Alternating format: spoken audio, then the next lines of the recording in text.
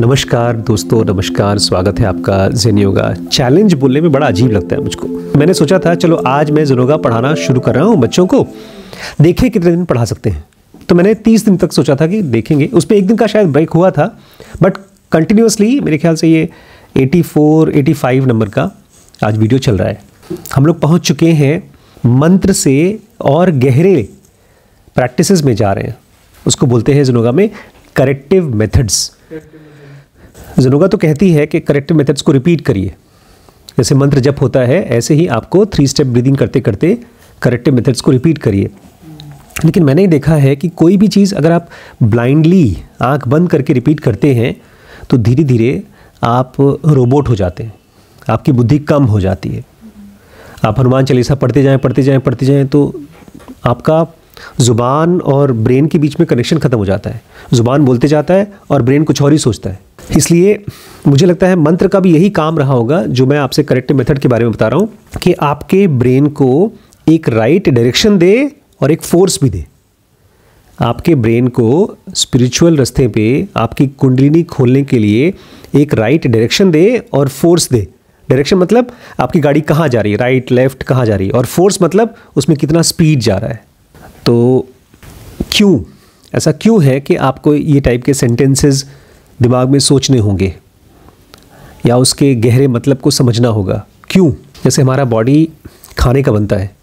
किसका बनता है? खाने का। जब आपका खाना हड्डी बन जाता है, टिश्यूज़ बन जाता है, ऐसे ही हमारा माइंड बनता है। ढेर सारे मक्खियों की तरह चलने वाला माइंड किसका बनता है? थॉट्स का और इमोशंस का। मैं मक्खियों की तरह इसलिए बोल रहा हूं क्योंकि एक मक्खी दूसरी मक्खी तीसरी मक्खी आप पहचान नहीं पाएंगे, सब एक जैसी हैं। वो करके चलते रहते हैं और सब इंपॉर्टेंट लगते हैं। सारे थॉट्स इंपॉर्टेंट लगते हैं। इतने कंफ्यूज्ड माइंड है हमारा, लेकिन इसी में हमारी बॉडी अपना काम करा लेती है। कोई सेक्सुअल थॉट होगा, कोई स्वाद का थॉट होगा, कोई बहुत इंटेंस धक्के वाला, कोई बेइज्जती वाला थॉट होगा, कोई लड़ाई झगड़े वाला थॉट होगा, तो वो पकड़ लेगा हमारा दिमाग। उसमें हम अपनी पूरी एनर्जी दे देंगे। लेकिन जो हमको डेथ के पार ले जा सकता है, जो हमको पावरफुल बना सकता है, जो हमको शांत कर सकता है, और वो शांति नहीं जो आराम से डिस्टर्ब हो सके, अल्टीमेट शांत कर सकता है, उस थॉट्स की तरफ हमको ध्यान नहीं जाएगा। तो इन्हीं 50,000 थॉट्स पर आवर जो हमारे ब्रेन में चलते हैं, उसमें से एक थॉट ऐसा है जो करेक्टिव मेथड है। उसको पकड़कर उसको आपको दूध पिलाना है, उसको बड़ा करना है। जब आप भगवद गीता जैसी चीज़ पढ़ते हैं तो मन शुरू से ही बोलता है भैया बहुत मुश्किल चीज़ है, हमारे बस की नहीं है। जब आप किसी चमत्कारी गुरु रमण महर्षि जैसे आदमी के बारे में सुनते हैं, पढ़ते हैं, मन कहता है कि हमारा उतना लेवल नहीं पहुंच सकता। क्या कहता है? हम उस लेवल तक नहीं पहुंच सकते, क्योंकि वो आदमी ऐसी चीज़ें कर रहा है। रमण महर्षि 10-10 घंटे, 15-15 घंटे, 2-2 दिन तक ऐसे बैठे रहते थे। उनको मच्छर काट रहे हैं, चींटियाँ काट रही हैं, घाव हो रहा है, बैठे रहते थे। वो समाधि में चले जाते थे। उनको कैंसर हुआ था हाथ का, वो बोले थे मुझे ऑपरेशन करने की ज़रूरत नहीं है, मुझे कोई फ़र्क नहीं पड़ता। फिर लोगों ने ज़बरदस्ती उनका ऑपरेशन कराया, तो उन्होंने अपना हाथ सुन्न नहीं कराया। हड्डी का ऑपरेशन करा लिया लेकिन सुन्न नहीं कराया, हाथ बेहोश नहीं कराया, क्योंकि अपनी बॉडी में रहते नहीं थे। जैसे गीता में कृष्ण कहते हैं, अर्जुन ये मेरा शरीर तुमको दिख रहा है लेकिन ये शरीर में हूँ नहीं। और रमण महर्षि लिटरली ये चीज़ जीते थे। वो बॉडी कभी कभी होते थे, ज़्यादातर समय वो बॉडी नहीं होते थे। जैसे हमारे नाखून है और हमारे बाल है, ये हमारा शरीर का हिस्सा होकर के भी इसको दर्द नहीं होता। नाखून को हम काट कर फेंक देंगे, दर्द नहीं होता। ऐसे ही रमण या कृष्ण जैसे लोग जीते थे। लेकिन जब ऐसी चीज़ों को हम सुनते हैं दूसरों की लाइफ में, तो हमको लगता है अरे बाप रे बाप, हमारे लिए पॉसिबल नहीं हो पाएगा। वो विरले थे, वो तो अवतार थे। तो अगर ऐसा आपका दिमाग कहे तो उसको कहते हैं कि अगर आपका ज़ेन योगा कहती है आज के करेक्टिव मेथड में, अगर आपका दिमाग ऑब्जेक्ट करता है, ये बोलता है अरे मैं कैसे पढ़ समझ सकता हूँ, ये सब चीज़ें तो बहुत गहरी चीज़ है। ऑब्जेक्ट मतलब इनकार करना। मैं बता रहा हूँ कि आप ज़ेन योगा पढ़ेंगे, आप एनलाइटन हो जाएंगे, आप प्रैक्टिसेस करेंगे, आपका सेक्शन 2B 3 4 खुल जाएगा।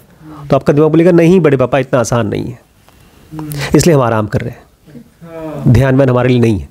तो हमारा बॉडी और हमारा माइंड ऑब्जेक्ट कर रहा है, उसके खिलाफ बोल रहा है, जो चीज़ बताई जा रही है उसके खिलाफ। तो ज़ेनोगा बोलती है अगर आपका दिमाग ऑब्जेक्ट करता है, अगर आपका दिमाग कहता है मैं ये सब कैसे ग्रास्प करूं, ये सब मैं कैसे समझूं, तो ज़ेनोगा कहती है आप केवल प्रार्थना करिए, ग्रास्प करने की जबरदस्ती कोशिश मत करिए। क्या करिए? प्रार्थना करिए, ग्रास्प करने की कोशिश मत करिए।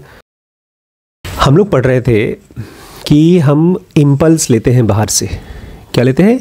इम्पल्स। किस किस रूप में लेते हैं? खाने के रूप में, खाने के रूप में, देख के, स्मेल से, 24 घंटे सब जगह से हम सब जगह से इम्पल्स ही इम्पल्स ले रहे हैं। लेकिन वो इम्पल्स क्यों ले रहे हैं? डिकोड करने के लिए। और जब हमने ज़ेनोगा पढ़ा या हमने कोई मैथ्स की बुक पढ़ी, स्पेशली गौरी और वैभव को जब मैथ्स की बुक मिलती है तो उसको डिकोड कैसे करते हैं? कैसे करते हैं? अरे। और जब मैं गौरी को अल्ट्रासाउंड रूम में ले जाने की कोशिश करता हूँ तो ऐसा लगता है जैसे कि नहीं जाना, नहीं जाना, नहीं जाना, नहीं जाना। हम डरते हैं। हमारा डर एक डिकोडिंग है। हमारा ब्रेन में, मैंने बताया ना, ढेर सारे थॉट्स चलते हैं। बहुत कम लोग हैं जो किसी इम्पल्स को सही सही तरीके से डिकोड कर पाते हैं। जैसे हमेशा वैभव आजकल गौरी को समझाने की कोशिश करता है कि तुम एयर होस्टेस बनना चाहती हो, गलत है। या गौरी वैभव को समझाने की कोशिश करती है तुम मेरे से उम्र में छोटे हो तो कम से कम छोटे भाई की तरह बिहेव करो। और ये दोनों एक दूसरे को नहीं समझा पाते। हम एज ए पेरेंट बच्चों को समझाते हैं कि मैथ्स बड़ी इंपॉर्टेंट चीज़ है, पढ़ाई बहुत इंपॉर्टेंट चीज़ है, लेकिन समझा ही नहीं पाते क्योंकि समझाना हम करते हैं। हम इम्पल्स देते हैं, अपने मुंह से कुछ वर्ड्स देते हैं, आवाज़ें निकालते हैं। और समझना किसका काम है? उस बच्चे का, उसका दिमाग का। उस ब्रेन को डिकोड करना होता है उस मैसेज को। अब किसी ने भगवत गीता लिख दी, हमने पढ़ा, उसके बाद हमारा ब्रेन उसको डिकोड कर पाएगा कि नहीं कर पाएगा वो तो हमारे ब्रेन की काबिलियत के ऊपर रहता है। इसलिए पता है मैं क्या बोलता हूँ, वीडियो तो मैं बना लूँगा, बातें तो मैं आपसे कर लूँगा, आपको समझ में आएगा नहीं आएगा ये ब्राह्म मालिक है। जब भी आप यहाँ बैठते हैं तो हम सोचते हैं फेंको, ये जो मैं बोलता हूँ ये हीरे जवाहरात में फेंकता हूँ, इसको कोई पकड़ ले तो किस्मत की बात है। हम कभी एक्सपेक्ट नहीं करते कि यहाँ पर कोई बैठा हो वो मेरी बात समझ जाए, क्योंकि मुझे पता है द माइंड ऑब्जेक्ट्स। हमारा माइंड क्या करता है? 24 घंटे ऑब्जेक्ट करता है। कैसे ऑब्जेक्ट करता है? मैं बातें कर रहा हूँ और आपका माइंड बोलेगा यहाँ देख रहा है, ऊपर देख रहा है, इस कमरे में कोई नई चीज़ मिल जाएगी उसको, वो इम्पल्स खोज रहा है। उसके बाद 2 मिनट बाद वो निकालेगा अंदर से च्युइंग गम, वो चबाएगा। फिर 5 मिनट बाद उसको अपना चप्पल या जूता बड़ा इंपॉर्टेंट लगेगा। ये हमारे ब्रेन का ऑब्जेक्शन है। मैं आपको दिखा रहा हूं कि हमारे ब्रेन में ढेर सारी मधुमक्खियां हैं, थॉट्स हैं, और उसमें से जैसे ही कोई शब्द बोला जाता है, कोई इंपल्स आता है, हमारा ब्रेन उसके ऊपर अटैक करता है, अपने थॉट से अटैक करता है। उसी को ज़ेनोगा कह रही है आवर माइंड ऑब्जेक्ट्स। जब भी उसको कोई मिस्टिकल चीज़ बताई जाती है तो हमारा माइंड सबसे पहले ही बोलेगा इम्पॉसिबल है, ऐसा तो हो ही नहीं सकता। अच्छा, उसके बाद अगर उसको थोड़ा बहुत भरोसा होता है तो वो हमारा माइंड फिर भी ऑब्जेक्ट ही करेगा, बोलेगा अच्छा अगर भगवान होते हैं तो मेरी इच्छा पूरी करके दिखाएं। ये ऑब्जेक्ट है। ऑब्जेक्ट मतलब इनकार करना। ज़ेनोगा कहती है अगर तुम्हारा माइंड ऑब्जेक्ट करे तो उसको पहचानो। मैंने अपने दिमाग में देखा, रिम्पी मुझसे कुछ बोल रही हैं, कुछ भी बात कर रही हैं। उन्होंने कहा कि मुझे अभी 3 दिन के लिए बाहर जाना है, छुट्टी पे जाना है। तो मेरा माइंड ऑब्जेक्ट करेगा, क्यों जाना है, घर में क्या दिक्कत है, पैसे बर्बाद होंगे। तो ज़ेनोगा क्या बोलती है, अगर तुम्हारा माइंड ऑब्जेक्ट करे तो प्रे करो। अगर तुम्हारा माइंड कहे कि मुझे समझ में नहीं आ रहा है क्यों जाना चाहती हो तुम, तो समझने की कोशिश मत करो। कोशिश करने से नहीं समझ में आता, आप शांत होकर सरेंडर हो जाओ। प्रे करना किसको कहती है? सरेंडर करने को। जब आप यहाँ बैठते हैं और सरेंडर करते हैं, उसी को असल में सबसे बड़ी प्रेयर है सरेंडर करना। आमतौर पे ये एक्चुअली गलत चीज़ फेमस हो गई है। ओम भूर्भुवः नहीं, भीख मांगने को हम लोग प्रेयर मानते हैं आजकल। और इसके साथ साथ एक और चीज़ आ गई है, घूस देना। एक खूबसूरत से प्लेट में मिठाई डाल दिया, चुनरी डाल दी, टीका वीका डाल दिया, फूल माला डाल दिया और भगवान के सामने डाल दिया, तो ऐसा लगता है जैसे भगवान बड़े आतुर हैं इस चीज़ के लिए, दूध चढ़ा दिया पूरा पूरा, भगवान भूखे मर रहे हैं उस सड़े हुए फूल के लिए। जो भी चीज़ चढ़ा रहे हैं ऐसा लगता है भगवान भूखे मर रहे हैं। हमको लगता है ना कि हमको कोई आदमी कुछ देता है तो हम बड़े खुश हो जाते हैं, तो शायद भगवान भी ऐसे ही होता होगा। इस बॉडी में जो जिंदगी है, जो जान है, वो आती है डिवाइन फ्रैगमेंट से। अब जैसे ही डिवाइन फ्रैगमेंट की या ईश्वर की या भगवान की बात आती है, हमारा दिमाग क्या करता है? ऑब्जेक्ट करता है, नहीं है, नहीं है, होता ही नहीं है तो दिखाओ। ऐसी कंडीशन में मुझे एक चीज़ समझ में आई, दुनिया की मुश्किल से मुश्किल चीज़ भी अगर मुझे समझना है तो मुझे सरेंडर करना होगा। Pray, do not grasp it. कोई चीज़ अगर समझ में नहीं आ रही है तो शांत होकर के सरेंडर करो, धीरे धीरे करो, उस चीज़ के साथ रहो। Pray, do not grasp it. तुरंत उसको समझने की कोशिश मत करो। अगर सचमुच में, ज़नोगा कहती है, अगर सचमुच में हम कोई चीज़ जानना और समझना चाहते हैं तो लाइफ जानबूझ के नहीं, बट हर किसी के साथ हर समय, अभी नहीं, हज़ारों लाखों साल पहले भी और आज भी और आज के करोड़ों साल बाद भी, हर किसी का मजबूरी में टेस्ट लेगा। एक गर्मी, जब कोई चीज़, जब लोहा बहुत गर्म हो जाएगा तब पिघलेगा।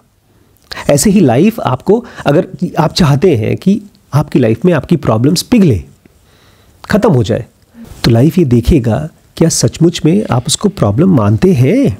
हमारी प्रॉब्लम्स, पता है, हमारी ही वजह से हमारे पास हैं। बहुत सटल तरीके से, बहुत सूक्ष्म तरीके से हमारी प्रॉब्लम्स हमारी आइडेंटिटी है। क्या है? हमारी आइडेंटिटी है। अगर हमारी प्रॉब्लम कोई छीन ले हमसे, जैसे मान लीजिए आप मेरे पास आए और बोले मुझे बोलना नहीं आता कैमरे के सामने, आप अगर ये बोलें कि नहीं मेरे पास बहुत काम है, आप अगर ध्यान से देखेंगे तो आपको दिखाई देगा क्या काम है। हम अपने प्रॉब्लम्स के लिए एक बहाना खोजते हैं और हमको बहाने समझ में नहीं आते, वो हमारे माइंड का ऑब्जेक्शन है, इनकार करना। वो हमारा माइंड बोल रहा है हम नहीं करना चाहते ना। मैं ये जो व्लॉगिंग करने की कोशिश कर रहा हूँ, मैं कुछ दिन किया, फिर छोड़ दिया, फिर किया, फिर छोड़ दिया, बार बार मेरा माइंड बोलता है कि आखिर चल क्या रहा है।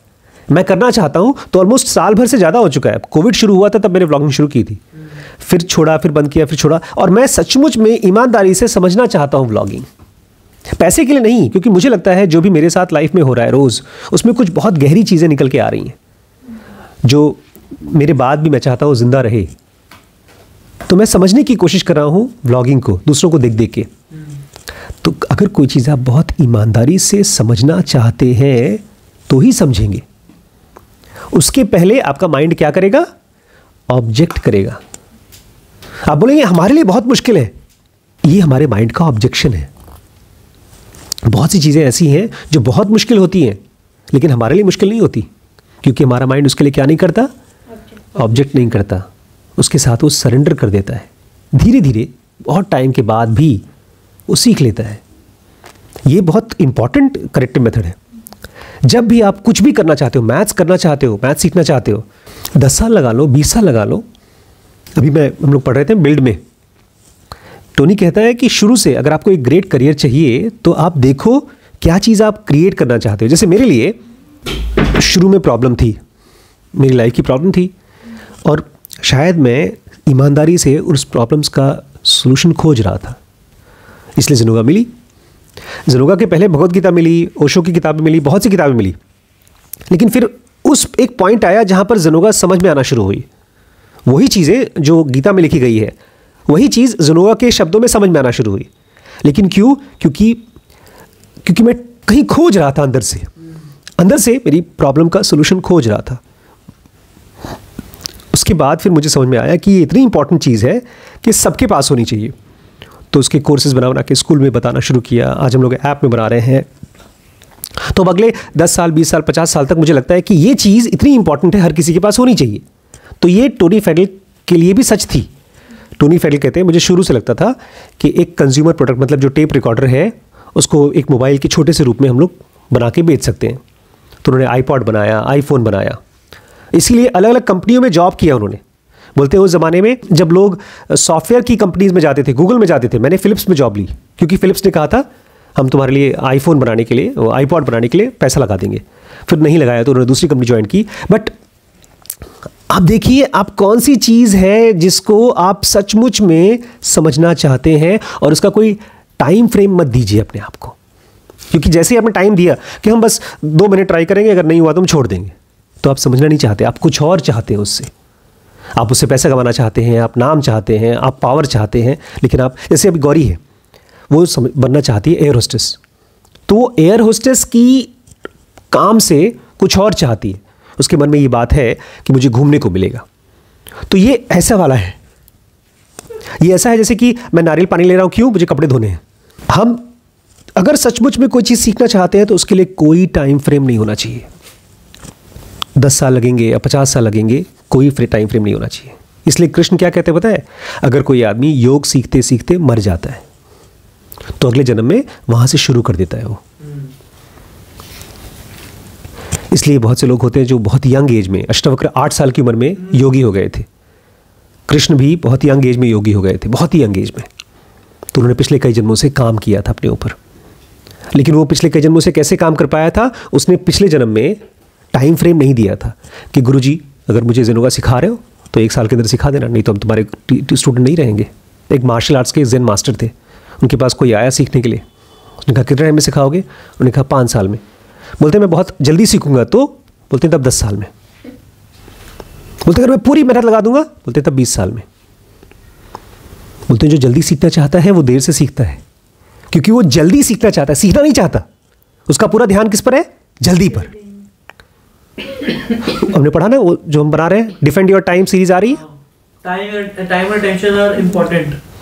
आप जब कोई काम करते हो, अब मैं आपसे बोल रहा हूँ खाना बनाओ, सब्जी बनाओ, और उसी में मैं एक और चीज़ ऐड कर दूँ, जल्दी सब्जी बनाओ, तब सब्जी का स्वाद गया, कच्ची सब्जी बन जाएगी।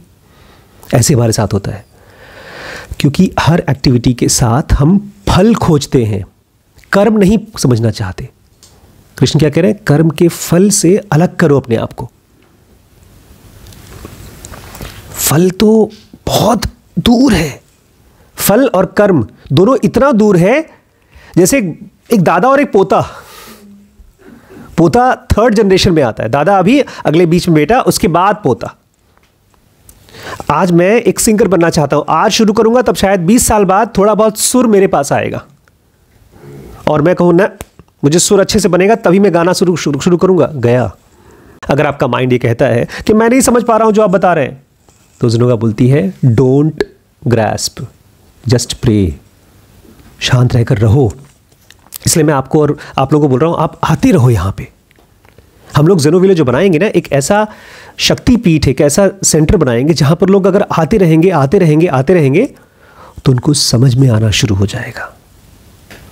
जबरदस्ती जल्दबाजी में नहीं समझना है, बट समझ में आ जाएगा धीरे धीरे। एक अंग्रेजी की बहुत फेमस कहावत है, Rome was not built in a day. एक बहुत बड़ा रोम साम्राज्य था, खैर अब तो नहीं है, खत्म हो गया। एक दिन में नहीं बना था।